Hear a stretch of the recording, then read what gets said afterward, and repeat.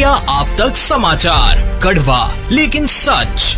विश्वास सदियों का, विरासत अपनों की, हर पीढ़ी जिसे पहचाने, वो चमक रतनलाल सिवाफना ज्वेलर्स की। मैं आनंद शर्मा, आप देख रहे हैं इंडिया आप तक न्यूज, कड़वा लेकिन सच।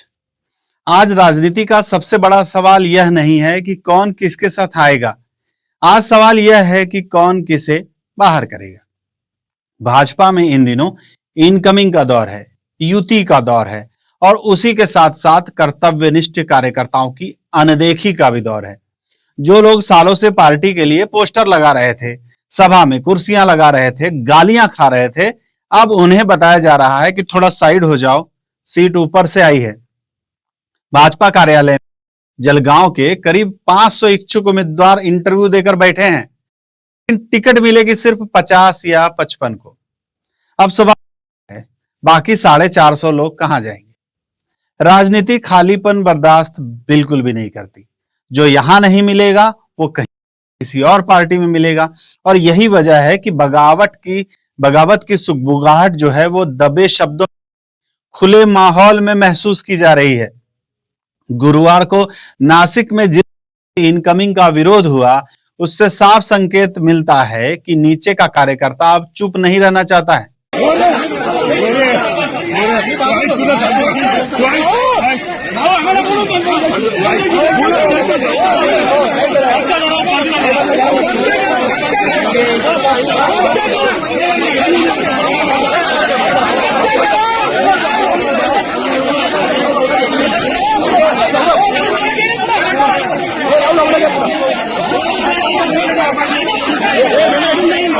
और दूसरी तरफ तस्वीर देख लीजिए, जलगांव में विधायक जी अपनी पत्नी को पार्षद बनाना चाहते हैं, अपने बेटे को आगे लाना चाहते हैं, यानी परिवारवाद पर भाषण दिल्ली में और प्रयोग जलगांव में।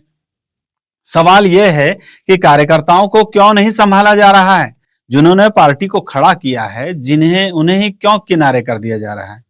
यह सवाल भाजपा के कार्यकर्ता ही पूछ रहे हैं, बस विधायक जी से पूछने की हिम्मत नहीं जुटा पा रहे हैं। अब दूसरी खबर भी सुनिए। पूर्व महापौर जो फिलहाल जेल में हैं, ललित कोल्हे, वो भी चुनाव लड़ेंगे।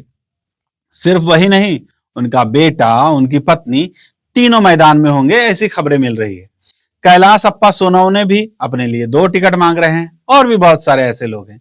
यानी राजनीति में सेवा नहीं, पैकेज की डील चल रही है। इन हालातों में सबसे ज्यादा पिसेगा कौन? कार्यकर्ता, क्योंकि पार्टी खुद तय नहीं कर पा रही है कि वो किसे संभाले और किसे छोड़ दे। अब जरा जनता की तरफ चलते हैं। जब ये सारे पार्षद सत्ता में थे, तब उन्होंने क्या कर लिया, क्या सुविधाएं दे ली, जलगांव का कितना विकास कर दिया। सड़कें बनी लेकिन अधूरी है, जो बनी है वो खराब मटेरियल की है, नालियां गंदगी से उफन रही है, ट्रैफिक बेकाबू रहा है, और शहर वहीं खड़ा है जहां पहले था। और अब सच्चाई का एक और पहलू, सूत्र बताते हैं कि आज के समय में पार्षदों के पास विकास का कोई अधिकार लगभग बचा ही नहीं है। पिछले 2 सालों से महानगर पालिका पर अधिकारियों का राज चल रहा है।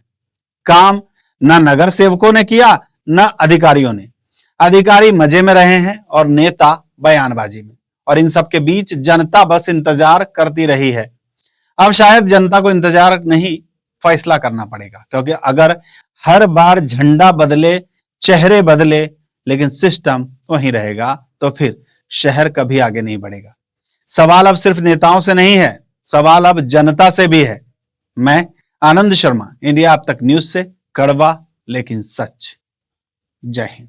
इंडिया आप तक समाचार, कड़वा लेकिन सच।